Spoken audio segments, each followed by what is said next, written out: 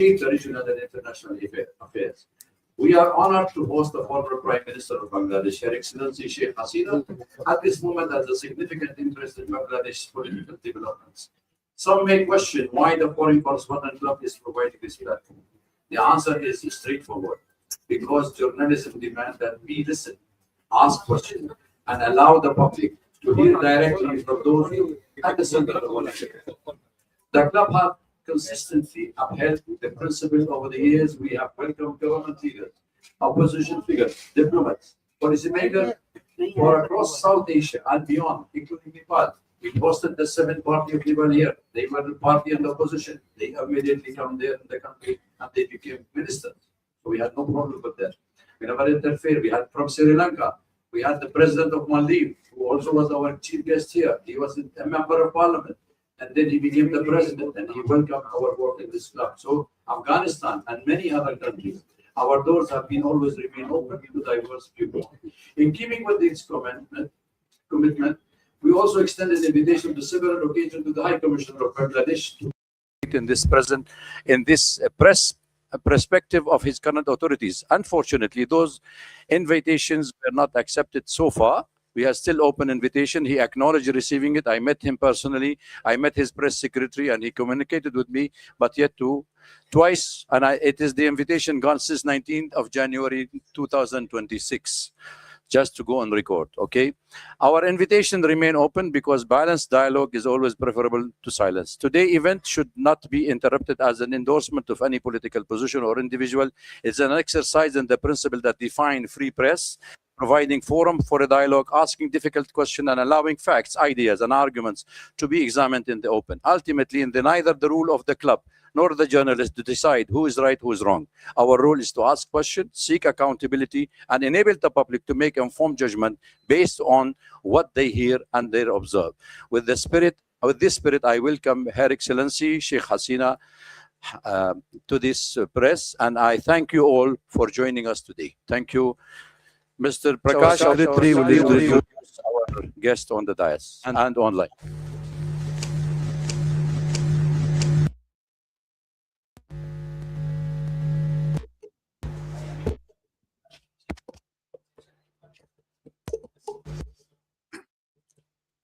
So ladies and gentlemen, we have got quite a distinguished panel here.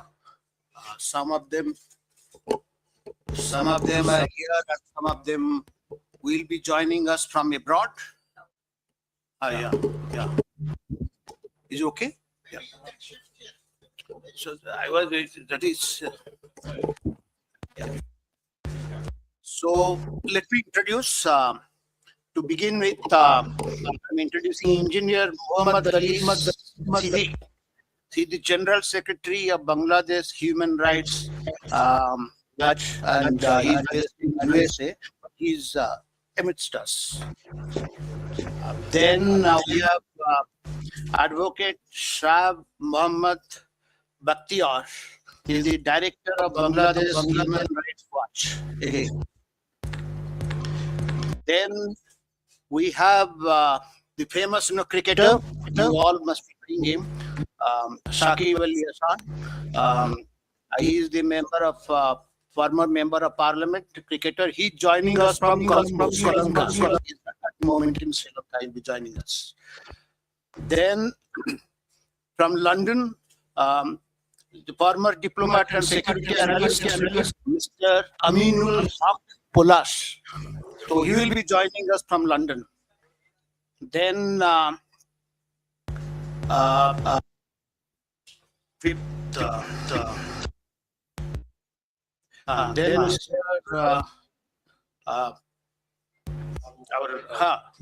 Muhibul Chowdhury, former education minister of Bangladesh. Then we have Mr. Abu Ubaiddin Arin sitting next to me, writer and counter analyst. And then we have Mr. Sajib Wajid Joy, who is the former advisor to Prime Minister of Bangladesh. He is joining us from the United States.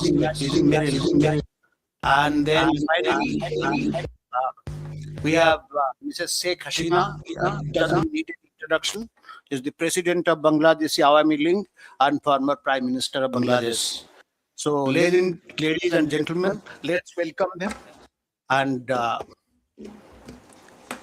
we are really, we all are grateful to you that all our distinguished panelists have come and spared their valuable time. So, welcome once again to all of you. Thank you. Thank you, Mr. Prakash. Can I ask each speaker, please, to limit to the time 3 to 5 minutes, and we can start with Mr. Muhammad Ali Siddiq to speak, please.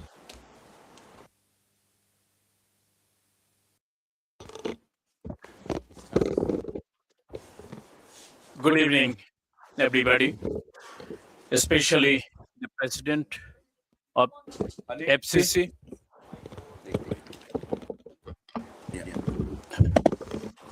the President of FCC of South Asia, Dr. Wail Awad, organized and arranged this important and timely event to raise the voice what's going on right now.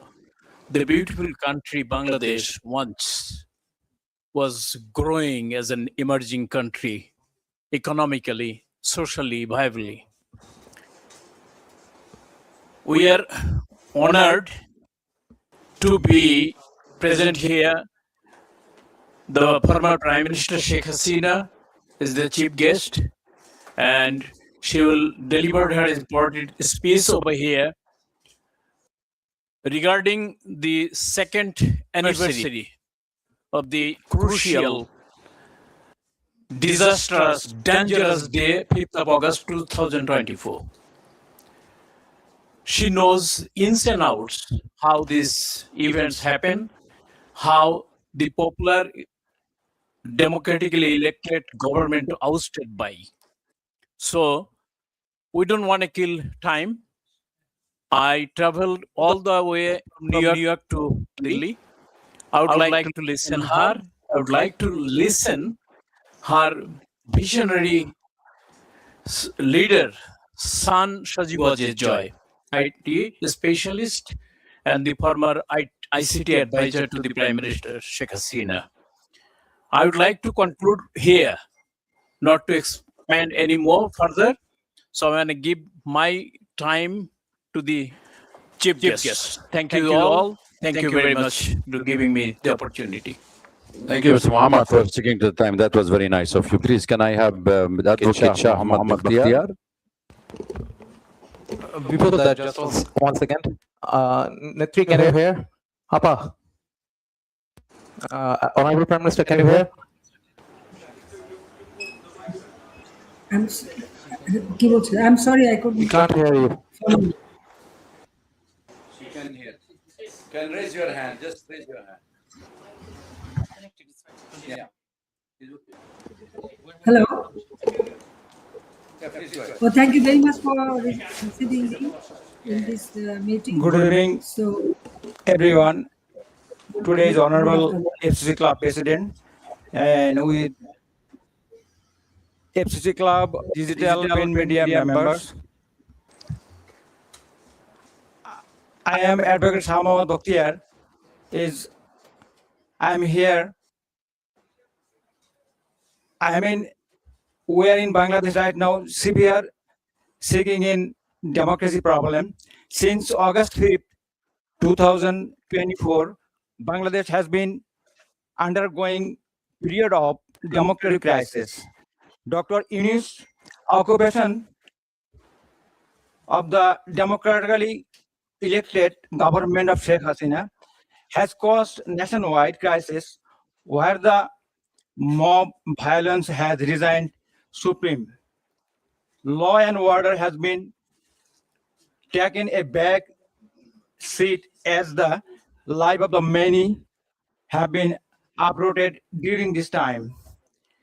The Yunus administration did not follow the constitution and instead following their own rule as they use their power for the own benefit. The outright ban of the Awami League has not only disrupted in Bangladesh political scene, but ruined their human rights record as well.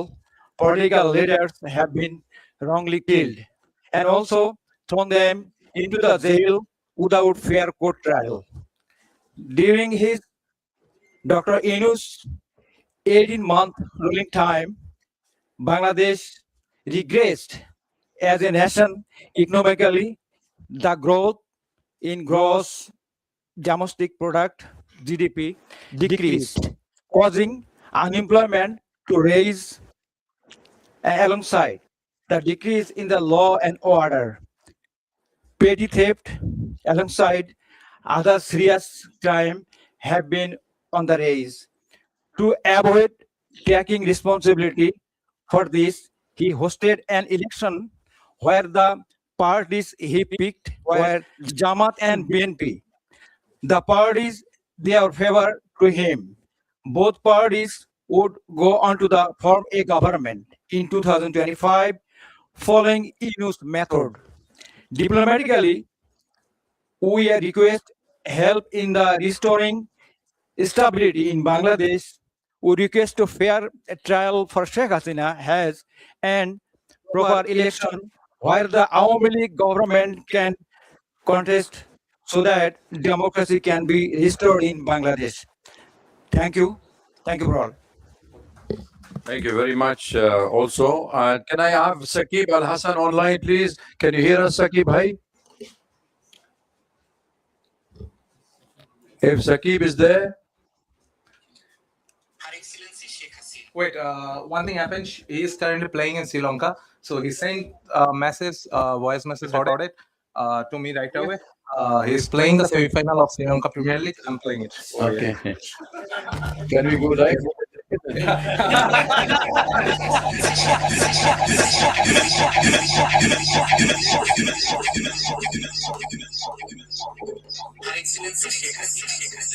Members of the foreign correspondents, distinguished journalists,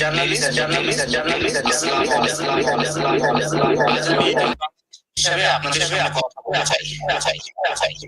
August মাস আমাদের ইতিহাসের এক গভীর আবেগের মাস। এই মাসে আমরা শ্রদ্ধার সঙ্গে স্মরণ করি আমাদের জাতির ইতিহাসের এবং সেই সব মানুষের যাদের একই সঙ্গে সাম্প্রতিক সময়ে আমাদের দেশে যে প্রাণহানি ও সহিংসতা ঘটেছে তা আমাদের সবার হৃদয়কে গভীরভাবে ব্যথিত করেছে। যারা প্রাণ হারিয়েছেন শিক্ষার্থী সাধারণ মানুষ, আইন শৃঙ্খলা রক্ষাকারী বাহিনীর সদস্য কিংবা অন্য যে হোক না কেন, প্রতিটি জীবনই ছিল একটি পরিবারের একটি মায়ের সন্তান আমাদের দেশের অমূল্য সম্পদ। আমি তাদের সবার প্রতি গভীর শ্রদ্ধা পরিবারগুলোর প্রতি আন্তরিক সমবেদনা প্রকাশ করছি। যারা আহত হয়েছে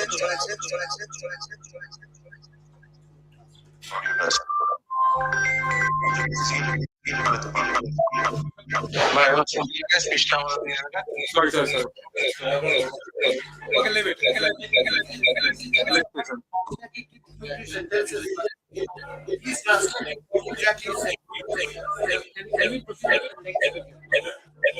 Okay, we will get the translation later on for those who are interested in the cricket to listen to it. We had Mr. Saqib, then we have the Mr. Aminul Haq Polish speak also with us. He is a former diplomat and security analyst. He's with us online. Hello, am I audible? Unmute yourself, please. Yeah, it has been unmuted. Am I audible? Hello? Hello? Hello? Yeah, we can hear you. Okay, thank you. Good evening. My sincere thanks to the Foreign Correspondents Club of South Asia, the organizer, the journalist present here today, and all distinguished guests. I'm Aminul Haq Polish, a former intelligence officer and diplomat from Bangladesh. I speak from professional experience and from serious concern about the security direction of my country.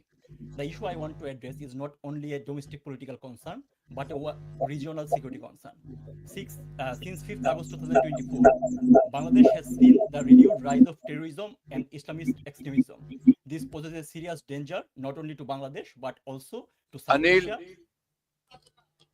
Anil. Hello. Hello.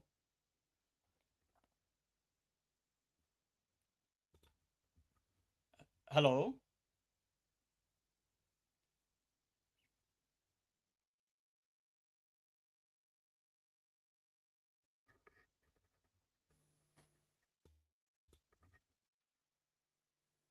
Mr. Polash, please speak. Okay. Am I audible now? Yeah. Yeah. So let me begin with the recent facts. On 24th July 2026, a powerful IED hidden inside an umbrella was found under the Motijil metro station. On 31st July, a pressure cooker bomb was recovered near a tea stall in Ashulia Shavar. On 1st August, bomb-like objects were reported near Mirpur 10 and Farmgate metro station. And just days before, on 3rd August, a bomb kept in a bag exploded in Borishal, severely injured 3 people. These are not isolated incidents. They are early warning signs. An IED doesn't appear by accident. It requires knowledge, material, testing, delivery, target selection, and logistical support. When such incidents appear in different parts of the country with increasing regularity, it shows that extremist actors have developed both capability and network. The authorities remain in denial. There has been no visible action against the networks behind these incidents, no meaningful arrest, and no serious public explanation. The Home Ministry has categorically rejected the presence of militancy in Bangladesh, even as warning signs continue to appear on the ground. Bangladesh has seen this denial before. Immediately after the BNP Jamaat alliance came to power in 2001, extremist procession appeared across the country chanting, Bangla will be Afghan, we will be Taliban. When the notorious JMB terrorist Bangla Bhai emerged, the government dismissed him as a media creation. That denial gave militant networks the space to organize and expand. The consequences were severe. In 2005, JMB carried out coordinated bomb attack across 63 districts of Bangladesh. On 21st August 2004, grenades were thrown at Awami League rally to assassinate Sheikh Hasina and eliminate the party leadership, killing 24 people and injuring more than 300. The 10-truck arms haul showed how Bangladesh was used as a route for weapons intended for insurgent networks in the region. Even a foreign diplomat was not spared. British Ambassador, High Commissioner Anwar Chaudhuri was attacked at Shahjalal's shrine in Sylhet. So when the current authorities deny the return of militancy, I don't hear the reassurance. I hear history repeating itself. The important question is this. Anil, connect me, please. The I have important to stop question- you here. I'm sorry. We have a problem. We have a problem with your audio. Apologies for everybody. We will continue with the program until we fix your audio, please. Just bear it with us, okay? Because we have other, we will come back to you. May I ask Abu Ubaida Arin to speak, please?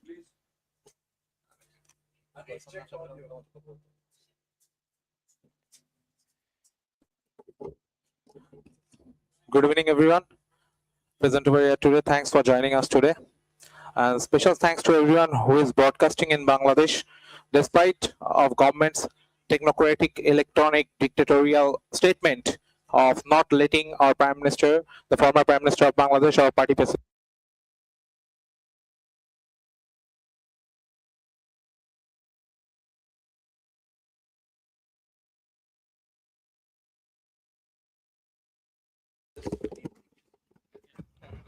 Camera. Please. Silent, please.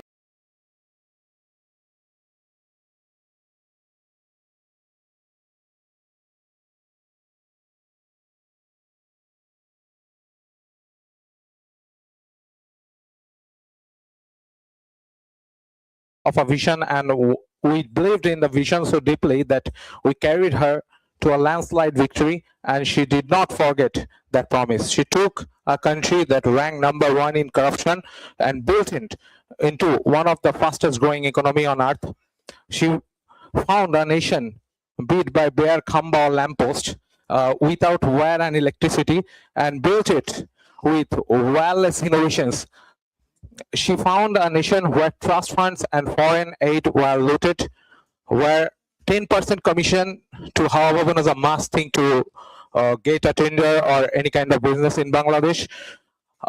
And she created, from that nation, she created Padma Bridge with our own money. Okay, thank you. She never stopped building for the youth, not once.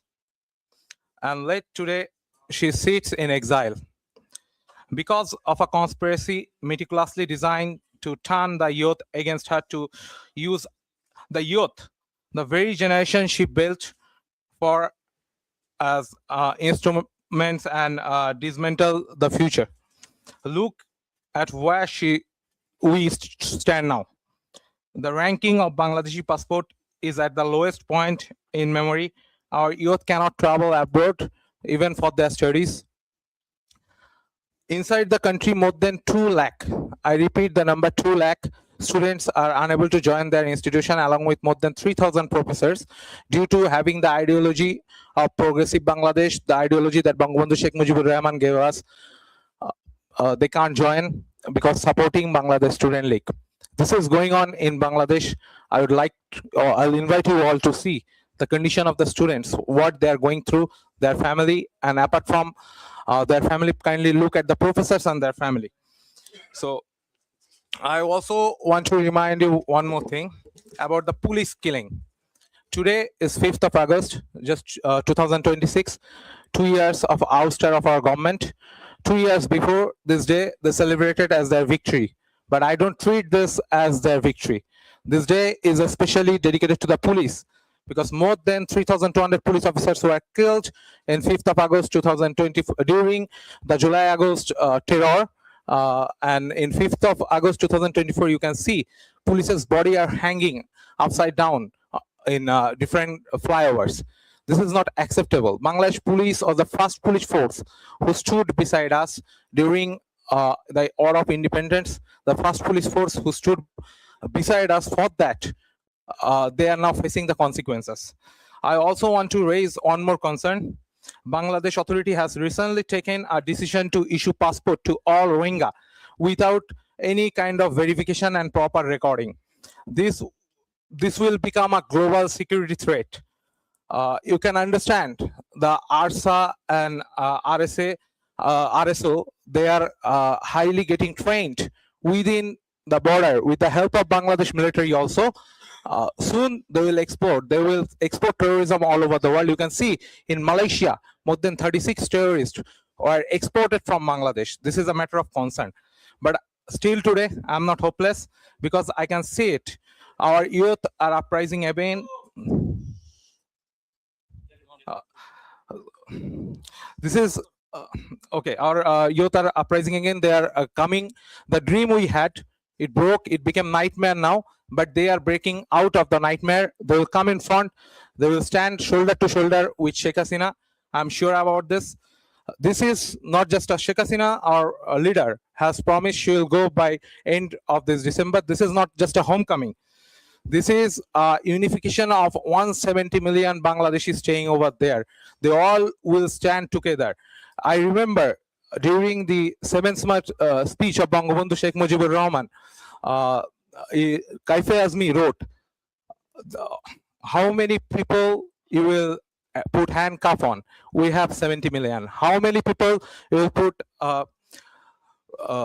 how many people will hang? We have 70 million. I'm telling you, when our prime minister, our former prime minister and our party president will go back to Bangladesh, you will see, I think you all will write how many mouths you will try to shut.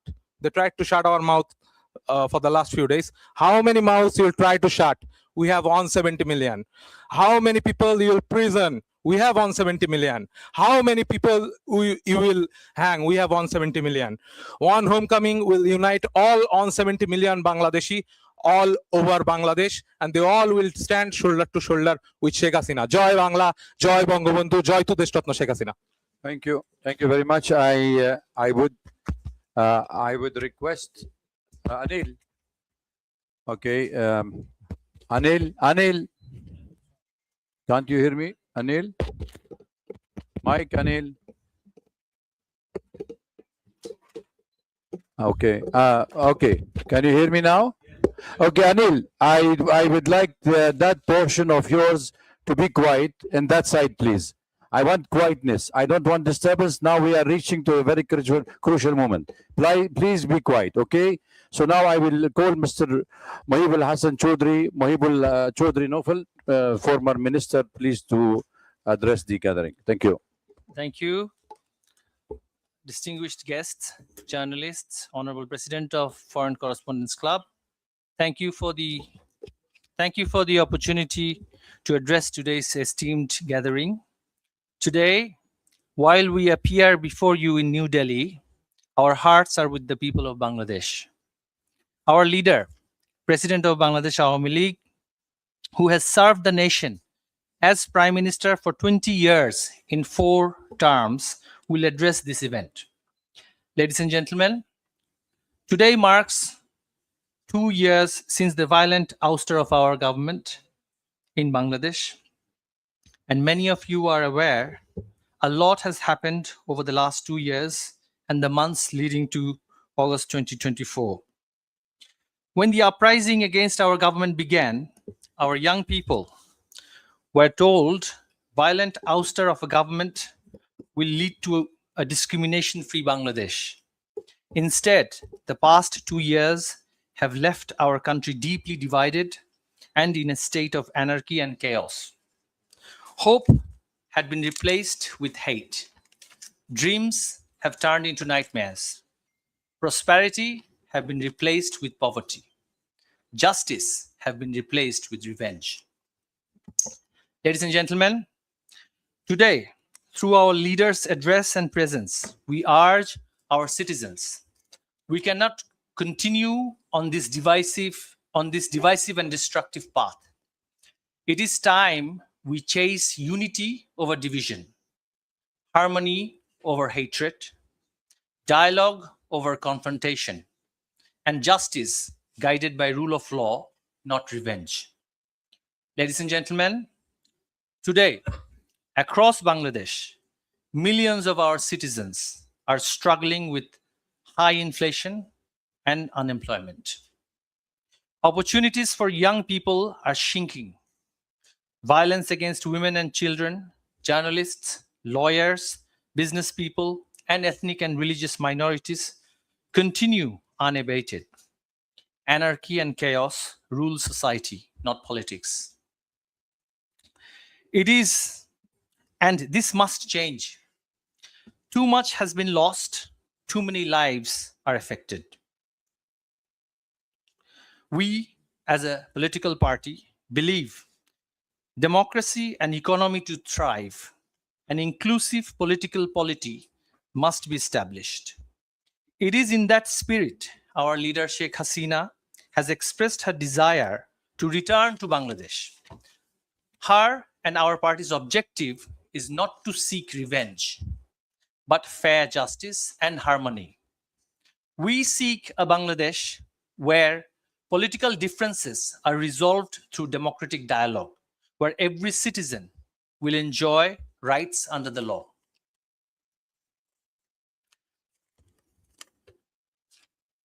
Ladies and gentlemen, as a political party that has served Bangladesh for decades, we recognize no government is without shortcomings. We recognize and acknowledge leadership requires humility, accountability, and the courage to learn from success as well as failure. We remain committed to building upon our success while acknowledging where we could have done better and where we have at times failed. We seek no special privilege. We seek only the restoration of equal constitutional and democratic rights for every citizen and every political party in Bangladesh. We respectfully call upon every constitutional institution of Bangladesh to uphold their responsibilities with fairness, neutrality, professionalism, and fidelity to the rule of law. To the young people of Bangladesh, we say, your dreams matter, your aspirations matter, your future matters. You deserve a Bangladesh where you can study, work, innovate, and prosper without fear, discrimination, or political division. Ladies and gentlemen, our plea to all the friends of Bangladesh and international stakeholders is that they ought to facilitate an inclusive political atmosphere and not support the extreme elements who are continuing violence in Bangladesh and who are institutionalizing religious extremism in Bangladesh. We find the veiled extremists are often touted as liberals by certain stakeholders, and we urge to end this duality. To our people, we urge, let us come together, not as opponents, but as one nation. Let us reject the politics of hate and embrace the politics of hope.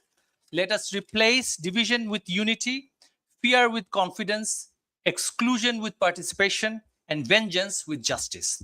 And let us see this homecoming of Sheikh Hasina as a chance to heal and hope and not fight and fall. We believe together we can rise again, learn from past and progress into future. But if we don't now, if we don't, grave and worse future awaits us. We cannot let Bangladesh become a failed state. If the extremists and the fanatics are pampered and patronized, this future generation shall suffer for perpetuity. May we stand and heal together and defeat the dark forces. Joy Bangla, Joy Bangla. Thank you very much for your point of view. And I would request Mr. Aminul Haq Polish, if you are still with us, if you can come for 2 minutes only, please. Just 2 minutes, but slow if you can. Otherwise, I have to go to the second speaker. Please, thank you. Am I listening? Yeah, am I audible now? Hello? Hello? Hello? We can hear you. Okay, so let me wrap up in this way. So there are several current incidents that indicate that like Islamic terrorists and the militants are directly active in the field. Still, government is denying the fact, and it doesn't start overnight. It starts right after 5th August 2024. Militant leaders have been bailed and released. They came to the public sphere. They have become active again. The Yunus regime didn't take any sort of initiative to tackle that tackle that terrorism issues. And that is still going on. So I urge to international community so that they can come forward to look into the issue, because terrorism never confined into a national border. If Bangladesh, the terrorism cell active that much that are currently visible in the field, so that will impact not only Bangladesh, but also our regional security, as well as the Bay of Bengal, our maritime road, our business, investment, everything. So my urge to the international community and the journalists to look into the issue, because Bangladeshi media is not speaking in line, and the authority is in denial mode about the resurgence of militancy in Bangladesh that we successfully combat in 16 years of Awami League government under the leadership of Sheikh Hasina. Government is planning to dissolve like CTTC, ATU. They are the fundamental backbone of countering terrorism. So these things are happening in Bangladesh. We need international community attention in this matter. Thank you so much. Thanks for having me.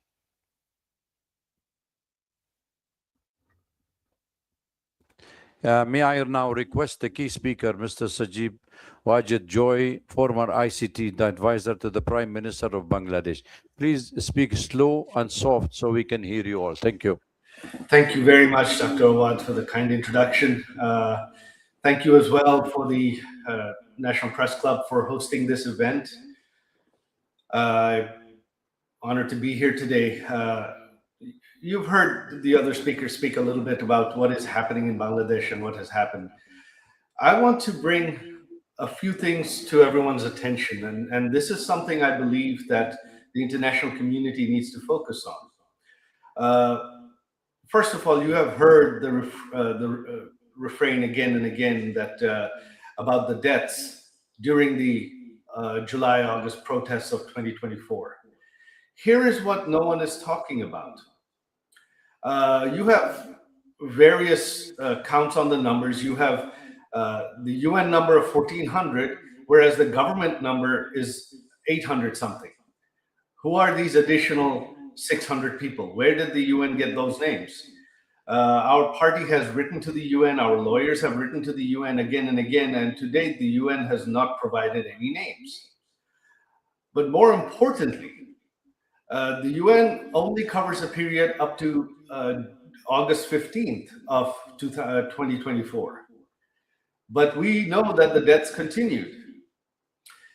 And what is most alarming, and this is something that I believe that the press, the international press, should really, really pay attention to.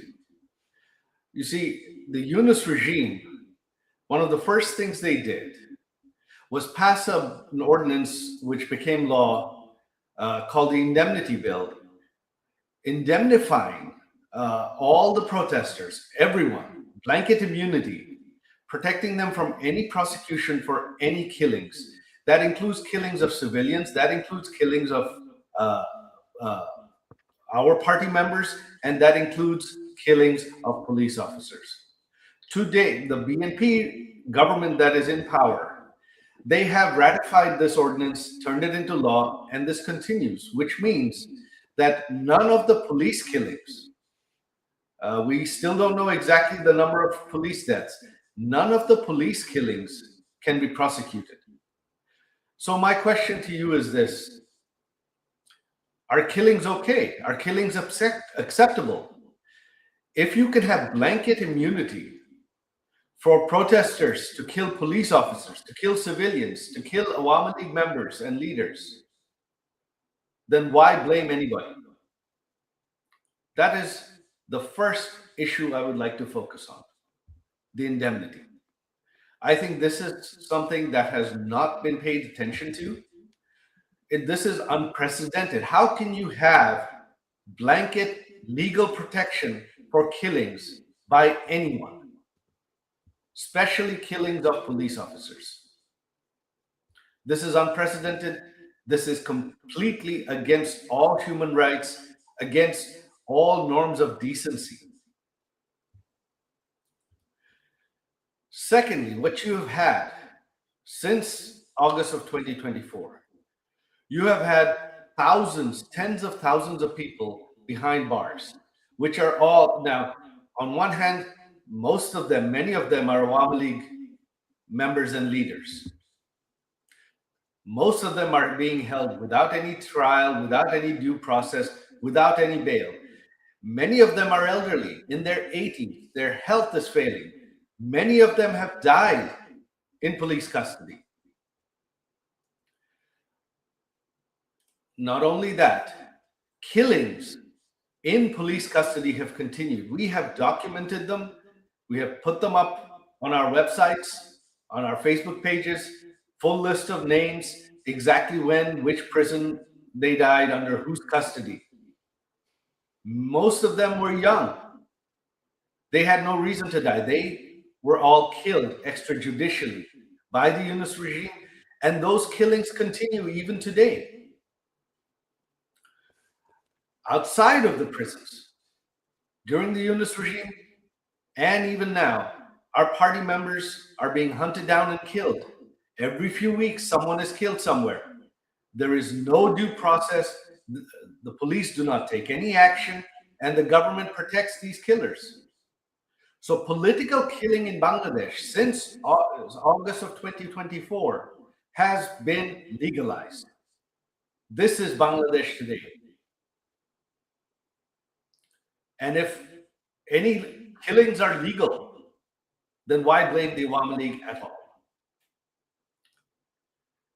And finally, since 2024, not only Awami League members and leaders that have been behind bars, but anyone sympathetic to the Awami League. This includes journalists and businessmen, especially journalists, editors, owners of newspapers and television channels who were seen as pro-Awami League, have been behind bars for over 2 years now. You are the press club. Imagine if half of you, your members, your journalists, your editors, your media owners were held behind bars without bail, without due process, without charges, without trial for an indefinite period of time. Can that be imagined in any country? Is that possible in any country? Is that legal in any way? That is a gross, gross violation of human rights, of freedom of speech. And this is something I believe that should certainly alarm the international media community. This is what's happening in Bangladesh. So Bangladesh today is a failed state. It's not a failing state. It is a failed state. There is no human rights. There is no freedom of speech. Even prior to this event, intelligence services went to the headquarters and offices of every major media outlet, every major newspaper, and instructed them clearly not to rebroadcast this event, not just to rebroadcast this event, but not to provide any coverage from any international media on this event. They're not allowed to share links from foreign media on their websites. Any journalists that were seen as still sympathetic to our government or against this government, many of them were fired even in the last couple of days. This is what's happening in Bangladesh. And what is the future? What does the future hold? There is no law and order. There is no constitution in Bangladesh today. What should concern India most is Bangladesh has become another Pakistan on India's eastern side. You have another Pakistan today on your eastern front.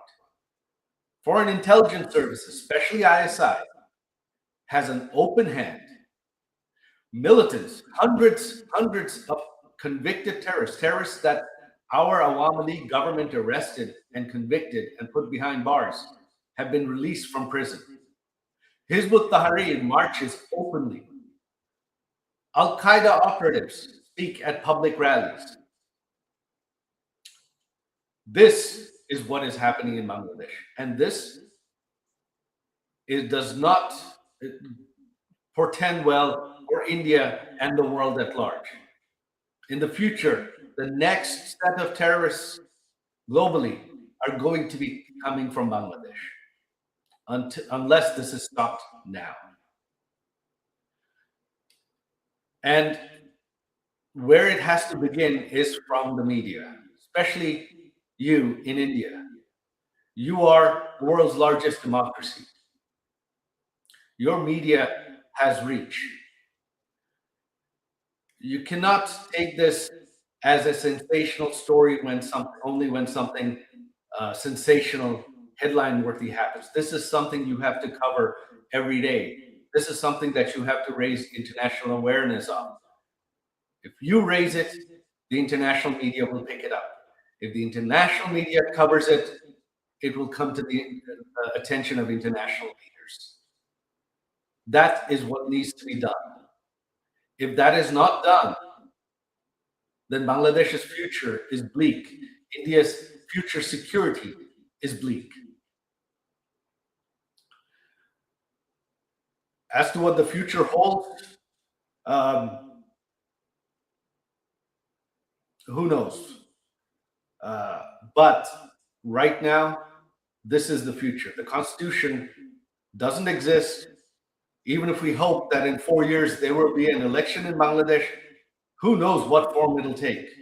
The BNP, running unopposed, has a 2/3 majority. They can amend the Constitution however they want and ensure that the elections are set up just like the Yunus regime did, so that the BNP wins. What you have now is not justice. You've heard our former Minister Naufel talk about this. What is happening is not justice. What is happening is political exclusion of the opposition, of the largest political party in Bangladesh, in order to grab and hold on to power. That is what is happening in Bangladesh. This is democratic and electoral manipulation. That is all it is. The BNP knows that the Awami League is allowed to speak freely. people of Bangladesh are not happy right now. The economy has collapsed in the last 2 years under the corruption of the Yunus regime, and that corruption continues today. Under their economic mismanagement, both under the Yunus regime and the current regime, Bangladesh is on the verge of total collapse.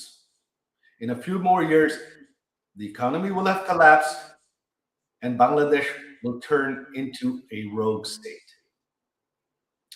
The time to act is now. And I urge you, the place to start is in the media.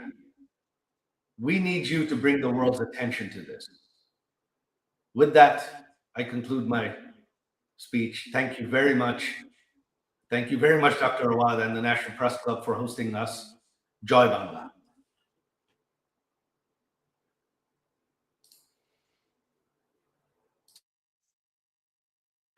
Wajid, but I would request you to stay online with us because there will be questions raised by the colleagues around. So please stay with us till we have the Honorable President of the Awami League, Mr. Certainly, Sheikh. I will stay online to answer questions. Yes, Thank please. Then let me get her online, and then we will take her point of view, audio only.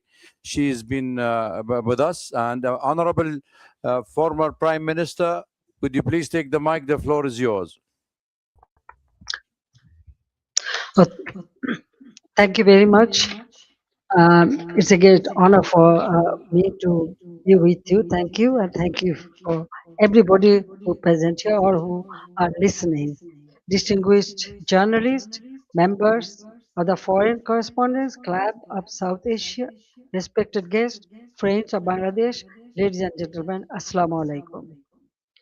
I thank the Foreign Correspondents Club of South Asia for giving me the opportunity to speak to you.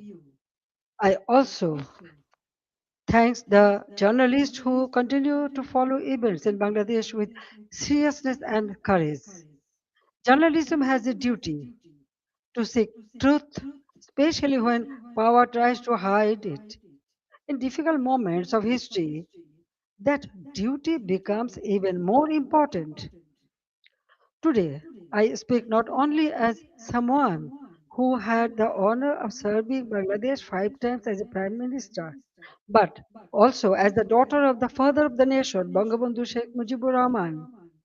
I speak as someone who has spent her life with the people of Bangladesh. I was forced away from my country, but I was never separated from my people. Before I speak about the present crisis, I pay my deepest homage to the father of the nation, Bangabandhu Sheikh Mujibur Rahman, to the Saline national leaders, and to the 3 million martyrs of our war of liberation. I also remember with profound grief and members of my own family, whom I lost on 15th August 1975.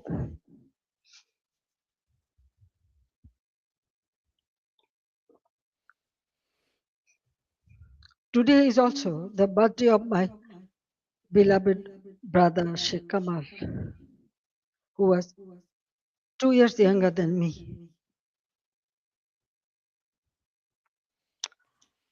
He was a valiant freedom fighter, a youth leader, a sports organizer, and a cultural activist.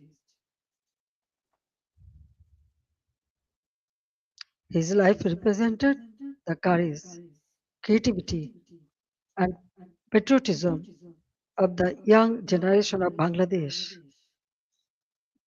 I remember him today with deep love, pain, and pride.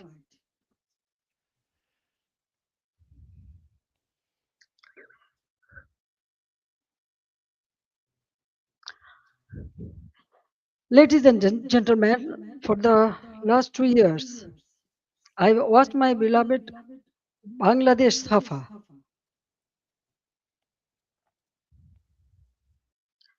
Fear has entered homes, workplaces, and campuses. This is not the Bangladesh we built. This is not the Bangladesh for which 3 million people sacrificed their lives in 1971.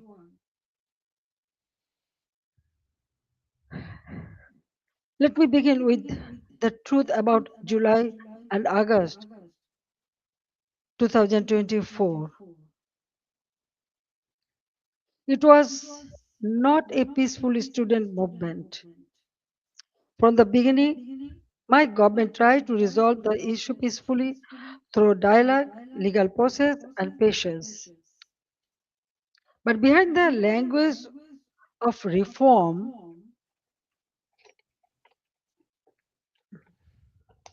organized groups were working to turn students' demand into violent political instrument. In 2018, responding to student demands, we abolished the quota system.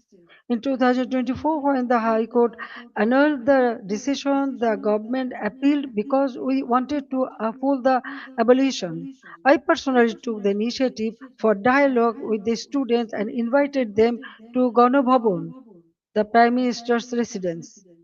3 ministers also held discussions with them. A quota reform movement was turned into a one-point demand for my resignation. False propaganda was spread in a planned way. Genuine students were emotionally manipulated, while organized groups used their movement as cover for and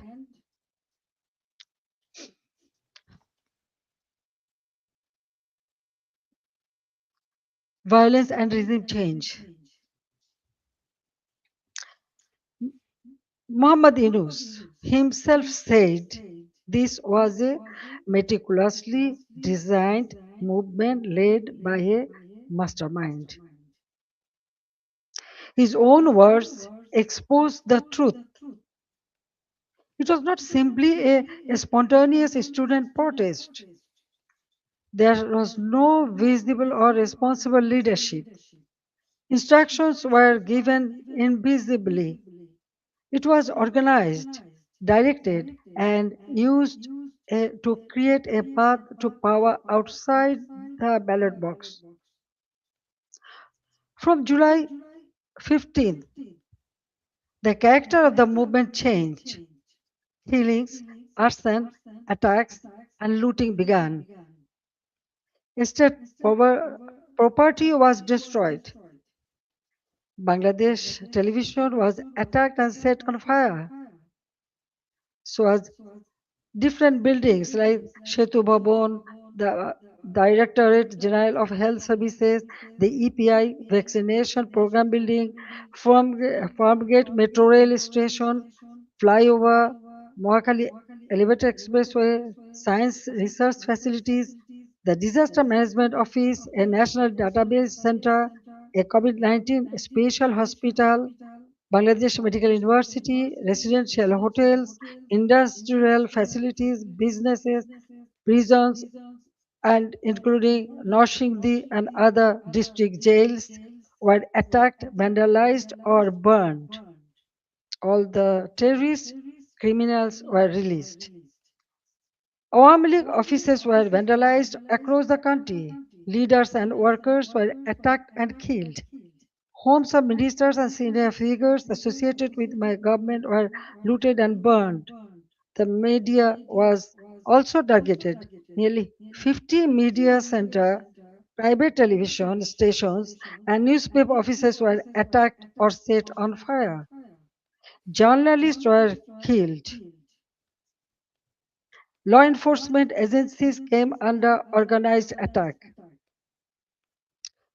Police, Sepai, the other officers were killed and their bodies were hung from flyover. Around 460 police stations were outposted or set on fire, and in some, personnel were trapped inside buildings and burnt alive. Weapons were looted. Officers were beaten to death. According to persecuted police members, at least 3,000 personnel were killed, attacked, tortured, or subjected to serious violence. So, I ask a simple question. In such a situation, what is the duty of law enforcement? When police stations are burned, government buildings are attacked, public infrastructure is destroyed, officers are killed, and weapons are looted, does the state have no duty to protect life and property? In every country, law enforcement has a responsibility to protect citizens, state institutions, and their own lives. This is not a crime. That is the duty entrusted to them by law.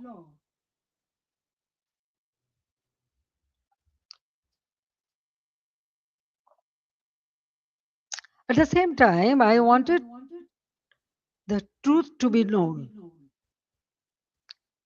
That is why I formed a judicial inquiry commission on 18th July 2024. Its purpose was clear. Every casualty had to be investigated. Every incident of violence had to be examined, and every family deserved to know the truth. I met victims' families, visited the injured, and instructed the authorities to provide the highest level of medical treatment free of cost. On 1st August, I strengthened the inquiry into a three-member commission so that the investigation would be credible and comprehensive. But after seizing power, the illegal interim government led by Muhammad Yunus stopped the investigation. They did not allow the truth to come out. They gave indemnity to those who involved in the killings.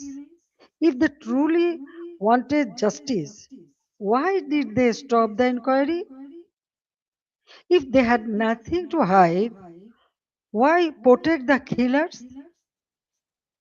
That one decision tells the truth. They did not want justice, they wanted power. They did not want investigation, they wanted the evidences buried. Their own words export the truth.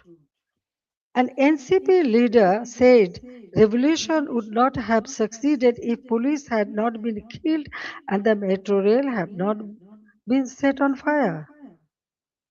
A BNP leader in Sirazganj also said publicly that Enayatpur police station was burned and police were killed to make the revolution succeed.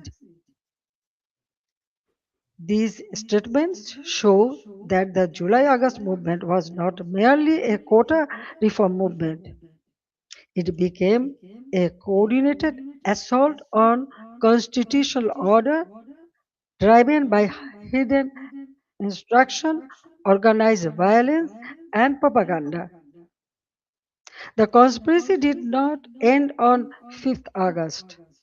After 5th August, violence became a campaign of political persecution. The killing that began on 16th July with the murder of Shobuz Ali, a Dhaka college student and student league activist, has not stopped. Awami League leaders and workers are being killed, disappeared, arrested, driven from their homes, and buried under false cases. At least 10,000 have been killed or disappeared. Around 650,000 have been arrested over the last 2 years. Around 3,500 cases have been filed, namely nearly 450,000 leaders, workers, and supporters are accused. More than 1 million others have been listed as unnamed accused. Against me, More than 600 cases has been filed. Women activists of Satru League, Student Organization, Youth League, other affiliated organizations are facing abuse, humiliation, torture in custody. Many leaders and workers have also died in prison amid documented accounts of torture, denial of medical treatment, deprivation of food, negligence, and denial of basic rights. The persecution is not limited to the Awami League members of only. The member of minority community, judges, lawyers, intellectuals, cultural figures, journalists, professionals, workers, even rickshaw pullers, farmers, ordinary citizens have been attacked, arrested, or accused in murder cases. No one who stands for the spirit of the liberation war is safe. Symbols and memorials of our liberation war have been destroyed. Freedom fighters have been humiliated with garland of shoes. The historic residence of Bangabandhu Sheikh Mujibur Rahman, the Bangabandhu Memorial Museum at Dhanmondi 32 has been attacked and demolished in phases. This is not random violence. This is an attempt to erase the spirit of the liberation war from Bangladesh. Muhammad Yunus himself spoke of pressing a reset button to whip away the country's previous history. They want to erase the liberation war, they want to erase Bangabandhu, they want to rewrite Bangladesh against the foundation on which it was born. Convicted war criminals have been released, militants and top terrorists have been freed. Even after a staged election brought the BNP to power, the situation did not change. Bangladesh remains a grip of fear, terror, repression, economic hardship, and deep insecurity. Now, look at the condition of the country. The progress we built has been destroyed, and ordinary people are paying the price. GDP growth has fallen to 2.22% compared with 6.80% during the Awami League government. Industrial production has fallen sharply. For the first time in 54 years, the industrial sector has faced negative growth. Defaulted loan in the banking sector have reportedly risen from 13% to 47%. Poverty has increased from 18.60% to 46.8%. Investment has turned negative. Job creation has collapsed. More than 2 crore people have newly fallen into unemployment. Over 500 industrial factories have closed. More than half of industrialists and business owners are either in prison or forced into hiding.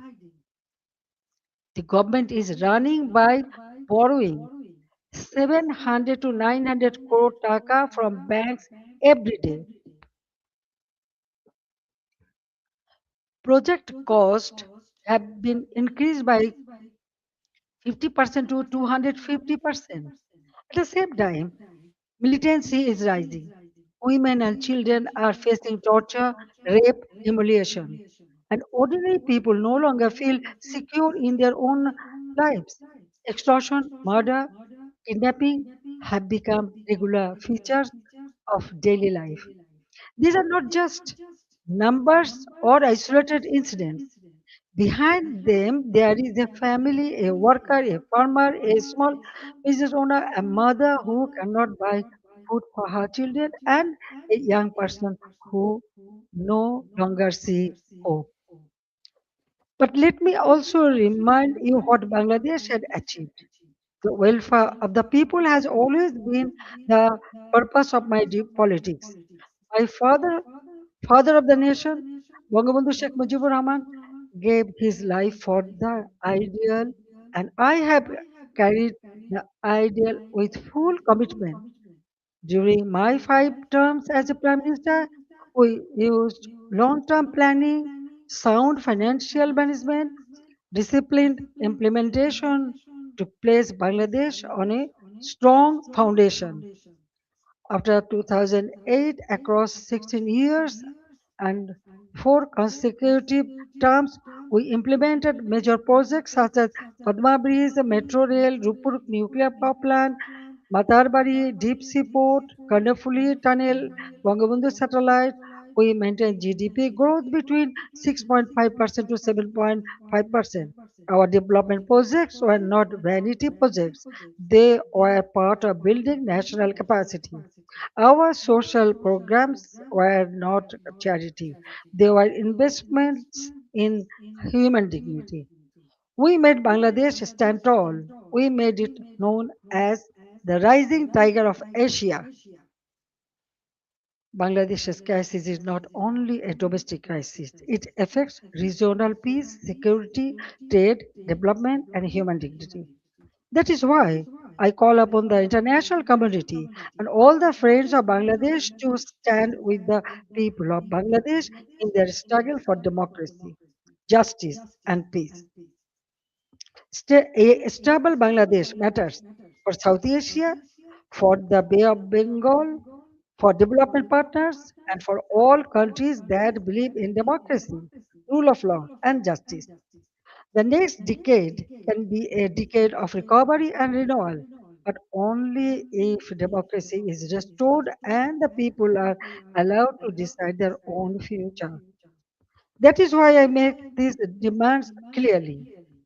The ban on the Awami League must be lifted, political prisoners must be released, false cases must be dropped, freedom of speech must be restored, media freedom must be protected, judicial independence must be guaranteed. Law enforcement agencies must serve the people, not those who use power for revenge. These are not demands for one party only. There is necessary steps to save Bangladesh. Whatever fate awaits me, I will return to my people. I cannot stay away while my beloved countrymen are suffering. I know I may be detained, I may be sent to prison, they may try to enforce verdicts issued in fabricated cases, but fear cannot decide my duty to the people. My life moved beyond calculations of personal safety long ago. In 1971, I was in imprisonment with my mother. My son, Joy, was born in captivity. In 1975, I lost my family. I spent 6 years in exile. After returning home, I fought against military ruler, dictatorship, and political conspiracies. There were 19 assassination attempts against me. Even the grenade attack of 21st August 2004 could not stop me. Therefore, I am not worried about my own future. I am worried about the future of Bangladesh. I want to return because the people deserve security, development, prosperity, and peace. They deserve a state that protects them, an economy that gives them opportunity, and a democracy that gives them rights. My return and the return of the Awami League to the democratic process is not about power. It is about putting Bangladesh back to the right track. It is about reviving the country's path of development, progress, secularism, stability. I want to return to Bangladesh to one purpose, to stand beside the people and help improve their lives. The people are the source of all power. I believe in them, I trust them, I love them, and I will return to them. Joy Bangla, Joy Bangabandhu. Thank you very much for listening me and giving me so much time. Thank you.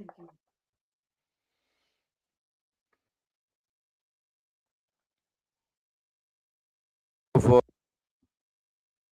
side input, and I would request you please to take a couple of questions from our colleagues before you go, and then we can direct the question to some other people. Venkat, please. I'll give. Just give me Venkat. Wait for the mic, and we'll give priority to our members. Then I'll give you. Just let me just. Thank you.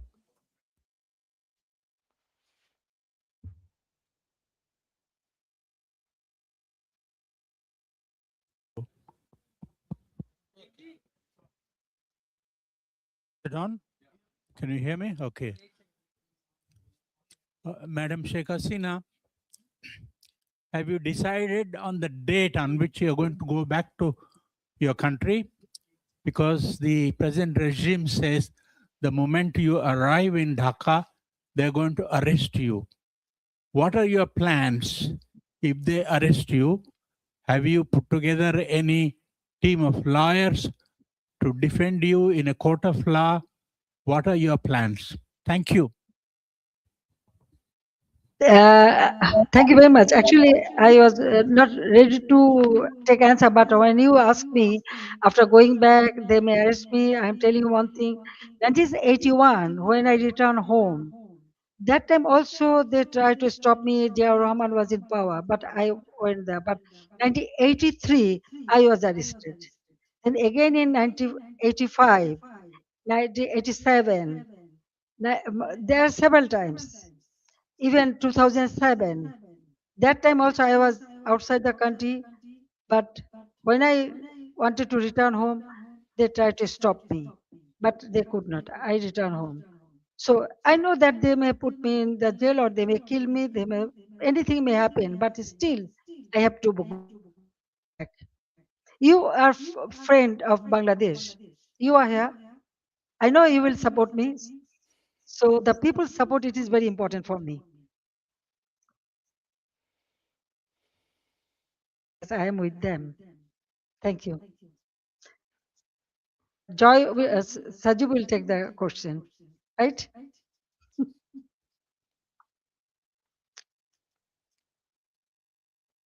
I hope Madam Hasina can answer this question. Sajib is a US citizen. The US ambassador to India has recently visited Bangladesh and expressed his confidence in Mr. Tariq Rahman's leadership. And Sajib is, of course, I'm aware that you have dual citizenship, Bangladesh as well as the US. But how do you view the US ambassador's remarks and his support also offering further deepening of trade relations with Bangladesh? And also, you said, Sajib, that Bangladesh runs the danger of becoming another Pakistan. But you are aware that one of the two countries, the country of domicile, the United States, under President Trump, has a particularly close relationship to Pakistan and is now building one with Bangladesh.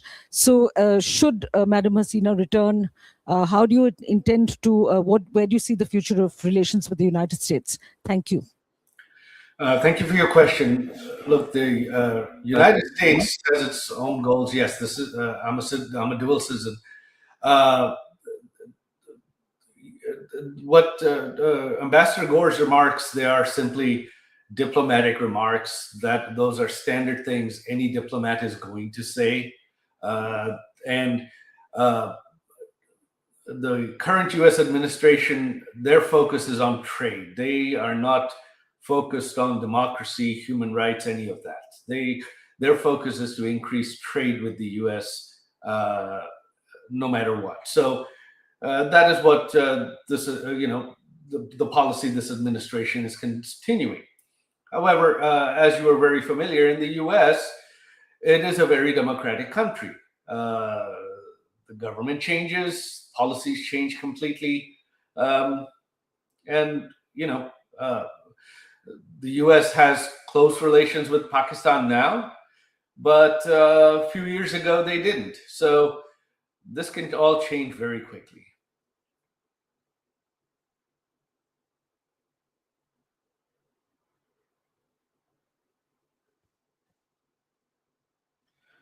Yeah, hello, this is Shaumuntok from DW. So my question is that since you want to go back to Bangladesh, all of you said that, what's your plan, how to enter Bangladesh, and have you had any conversation with the current government at any capacity?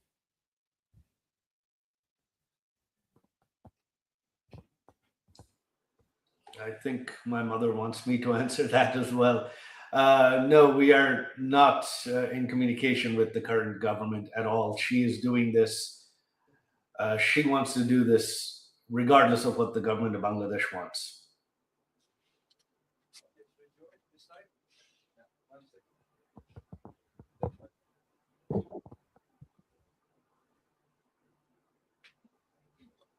Good evening. My question is, the Sheikh Hasina has been in India for 2 years roughly. And how has her stay been? Has she been in touch with the government of India and its officials? And the fact that she's keen to go back, is this something the government of India is aware of? And how does the government feel? Because the Prime Minister of India in the past has said that Sheikh Hasina is my sister. Well, obviously, the fact that she wants to go back has made international headlines, so I'm sure there isn't anyone in India who is not aware. With regards to how they're treating her, they are treating her like a head of state. They are treating her very well. She's staying as with the full services and security of a head of state. They have shown her, Prime Minister Modi's government has shown her the utmost respect, and for that I am eternally grateful.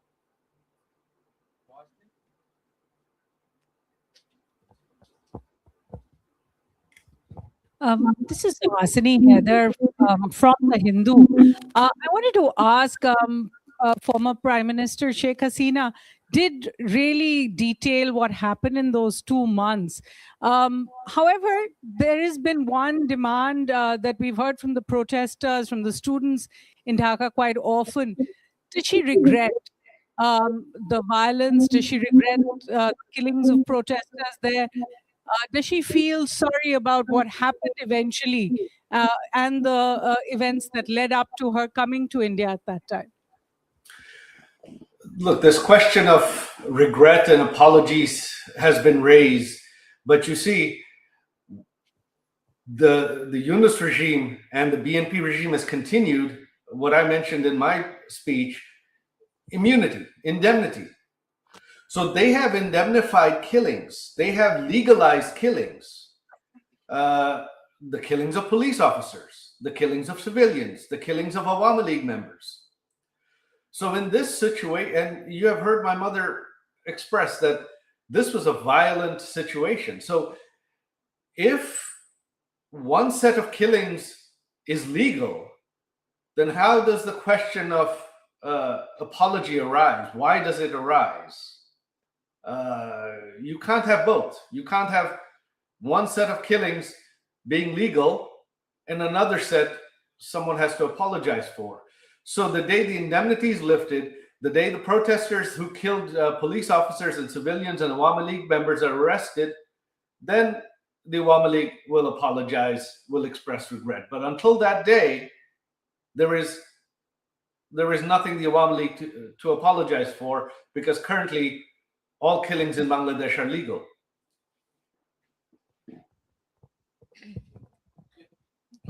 My name is Sultana Rahman. I'm from Bangla News Network. Honorable former Prime Minister, আপনাকে সালাম. Maybe I'm the only journalist from Bangladesh here. I'm really excited and emotional too. It's a great opportunity to ask you a question. That is, you know, the basic foundation of Bangladesh is under threat. That is our liberation war. Many people, hundreds of thousands of people, they are concerned, they are dying, but still they are sad. They are upset about the history, what is happening on our history in 1971. And my question is to you: I talk all walks of life. They asked me when she's coming. You told that you are coming in December. What is your actual plan? Thank you so much. Unfortunately, my mother is the only one that can answer that, and mm, I think she has left. She's not. No, I'm here. I can answer. No problem. Well, you see, I just declare that I'm coming. I'm going to Bangladesh. Okay. Now the date and everything. Of course, when time will come, I will tell you. I told everybody. I hope that the people. Actually, I received response from all the people. So I believe that Bangladesh people suffered a lot, but I cannot take it, and that's why I decided to go back. The time December month is our victory month, so I want to go back in the month of December. I know I may face anything, but what happened? Bangladesh need reconciliation. Bangladesh needs constitutional development and constitutional position. Bangladesh people should have their constitutional right, justice. Now they have nothing. Economically, everything ruined. Politically, there is no such politics. No one can talk. No one can speak. Yes, there was the election. Everyone said, yes, this is a good election. Okay, fine. Then why the persecution is going on? Still, they are arresting our people, torturing them, killing. Why? So I believe in democracy. I believe in secular democratic system. So that's why I want to go back, and the time and everything will go. And the history. Now already they destroyed all our symbols of our victory. The liberation war, our victory. But everything has been destroyed. So we have to bring it back, because this country we liberated, it is our pride. So I want to bring back that pride to for our people, and so they can stand by themselves, and proudly they can say that we liberated the country, so our history should prevail. That's all. And thank you very much. You speak always in favor of our liberation victory. But at this moment, you know what is happening. Those who lost the war, now they are praising them. They are okay. I don't want to make much comment. Thank you.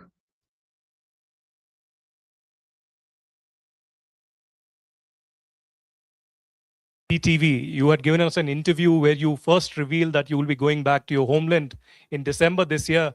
But I also want to communicate. Your son just said that there's no communication happening with the government. But would you want some kind of a back channel with the government before you revisit and return to your homeland, or would you want some kind of a mediation to happen from any neutral party or any neutral country?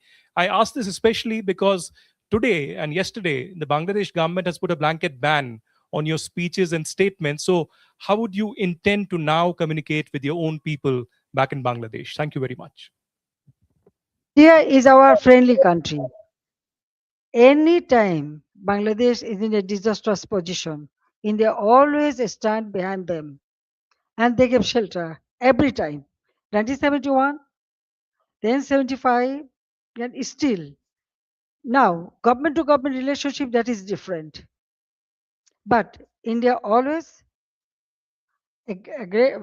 has been a great friend, and I know they will remain that.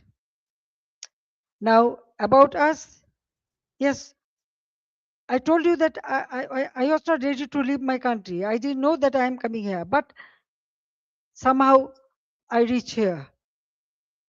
One day perhaps it will be another. How I am, because all our people, but they brought me here. But they took shelter. Okay, so as a friendly country, they always remain as a friend. But I want to go back to my own country. So I believe that I should go. I'm going for my people. It is not the matter of government.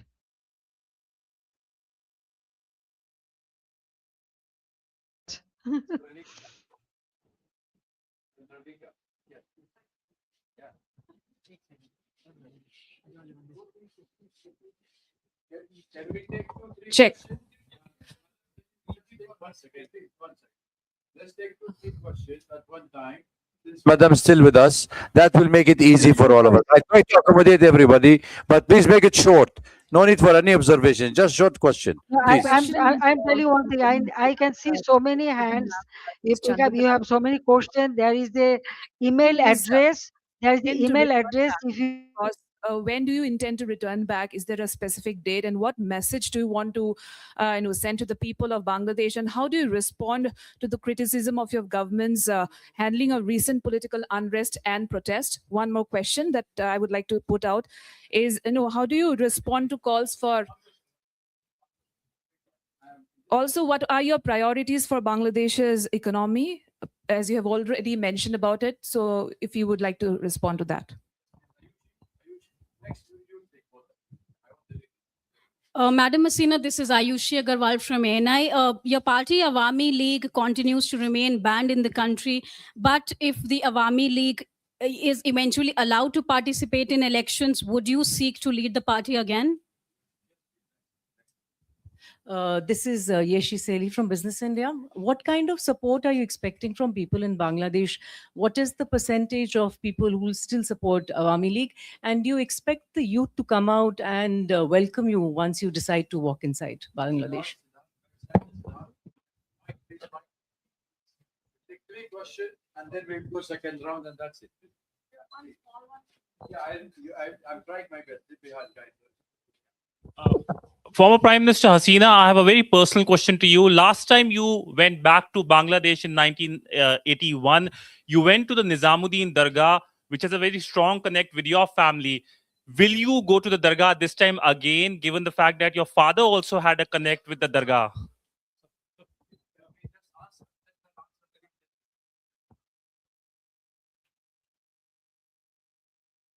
Yes, ma'am, please. Madam Hasina.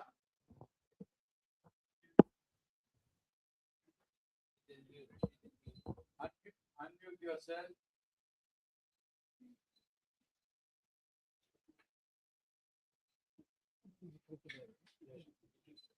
Unmute yourself, please. Anil, can you unmute her? It's from there. Both are mute. Unmute.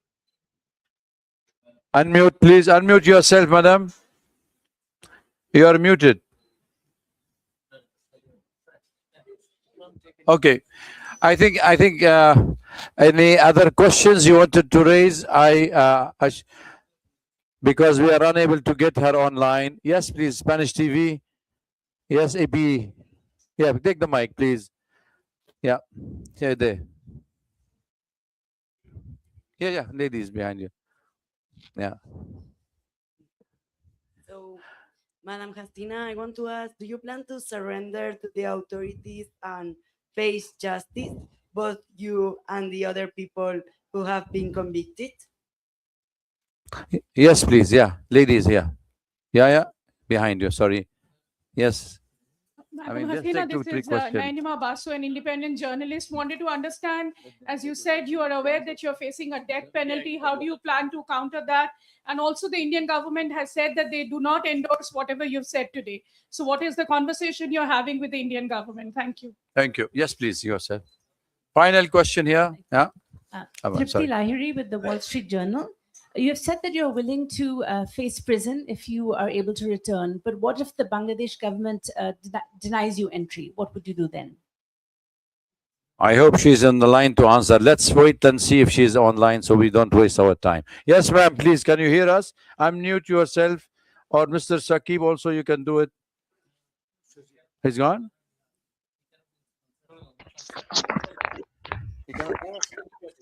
Well, Yeah.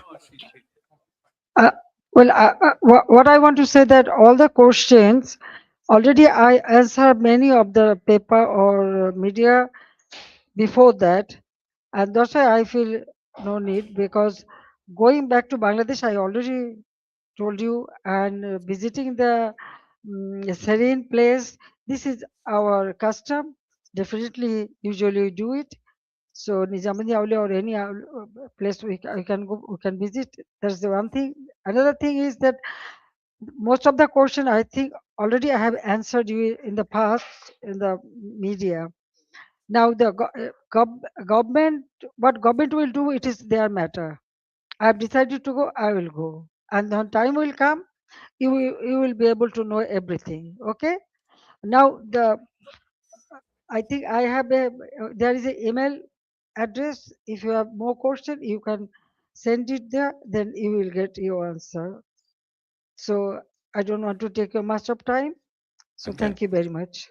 Thank you again Thank you. for arranging all this an event. It's a wonderful place, and all of them are present here. I thank you very much for giving me this opportunity to talk Thank to you, you. madam. It's very nice to Thank talk to you. you. Yeah. Thank you for having you with us today. It was an honorable meeting, and we all enjoyed. And I'm sure that we will be wish you, all of us, praying for your safe return home and goodwill for Bangladesh. I just wanted, before we end the session, to ask the minister, former minister Muhammad Ali As-Siddiq, to acknowledge the presence of some of the Bangladeshi leaders among the audience. Please, could you please? Thank you very much, the distinguished journalists, the reporters, and you covered up the valuable issues. Today, from all the way to Europe, our all European, Awami League President, Muhammad Nazrul Islam is here. I would like to recognize him. No, I have another person, Dr. Pradeep Ranjan Kaur from New York, from all the way. He presents here. Huh? And, we want all sorts of your assistance and help to go back to Honorable Prime Minister to Bangladesh, restore the democracy and human rights. Thank you very much. Thank you very much, everybody, for coming. We'll be answering. Our former Prime Minister and the President of Bangladesh Awami League will be answering all the questions through the email. Please, I think we have circulated the email, so please get in touch. Thank you, Arun. I think we all welcome you all for tea and coffee and snacks. Join us. And if you want to take any bite separately from the distinguished guests, feel free to question and ask them. Thank you for being here. It's difficult to control. Bye.